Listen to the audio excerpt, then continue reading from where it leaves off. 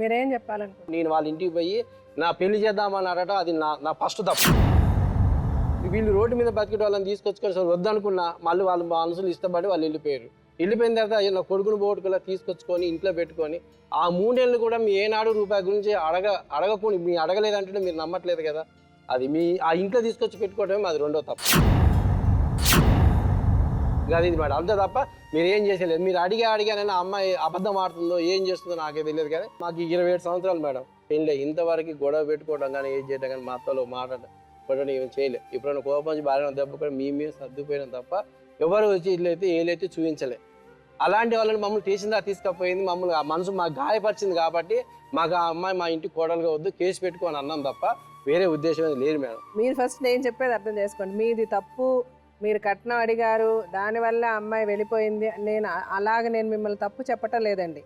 నేను మీకు చెప్పదలుచుకున్నదల్లా ఏంటంటే కట్నం అన్న ప్రసక్తి వచ్చింది మీ మధ్య. సరే మీరు ముందు 3 నెలల ముందు అవనివ్వండి, ఫస్ట్ అవనివ్వండి, ఏదో ఒకటి కట్నం అన్న మాట వచ్చింది మీ మధ్య.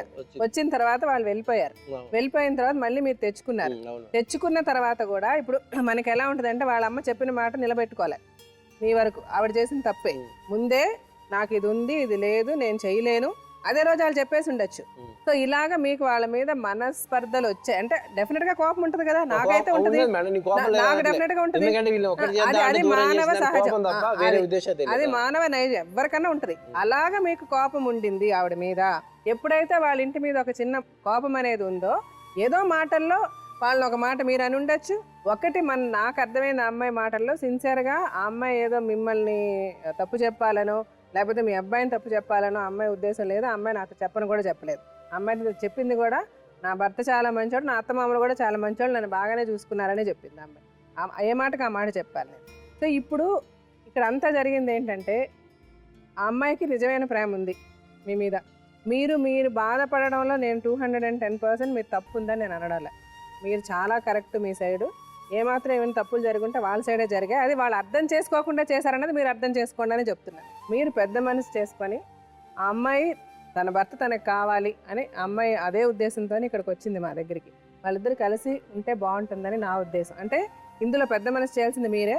ఆ అమ్మాయి చేసిన తప్పే.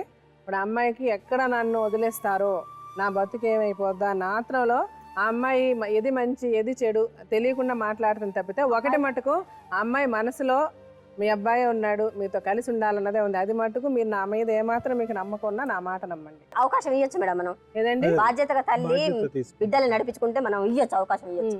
ఏది సంవత్సరం నుంచి బాధ్యత ఏది? సరేనమ్మా, సంవత్సరం వరకు లేదు. ఇప్పుడు ఒక్క రోజు కూడా పలకరింపు లేదు. వెళ్ళిపోతాం, మొహం తిప్పేసుకొని వెళ్ళిపోతాం. నేను కాదంటలే, ఆవిడ చేసిన తప్పే. ఇప్పుడు వాళ్ళ ఆ తప్పుని వాళ్ళు అర్థం చేసుకొని ఇప్పుడు ఆవిడకి సంబంధం ఏంటి?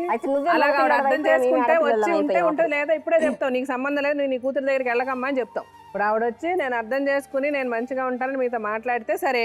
అలాగ ఆవిడ ఇప్పటికి కూడా ఎడ్డంటే ఆవిడ అవసరం లేదు అమ్మాయికి. అమ్మాయికి చెప్తా నీకు అమ్మ అవసరం లేదమ్మా, నీకు అమ్మ కావాలంటే అమ్మను ఆలోచించుకో, లేకపోతే నీ కుటుంబం కావాలంటే నీ కుటుంబం ఆలోచించుకొని చెప్తాం. అలా ఇష్టమైతేనే వస్తారు. ఇప్పుడు నీకు అర్థమైందమ్మా వాళ్ళ మనస్తత్వం ఏంటి, వాళ్ళు ఏమనుకుంటున్నారు నీకు అర్థమై ఉంటుంది. ఇప్పుడు నువ్వు అబ్బాయితో ఉండాలి అంటే ఇప్పుడు నువ్వు మాట్లాడాలి ఇప్పుడు వాళ్ళు.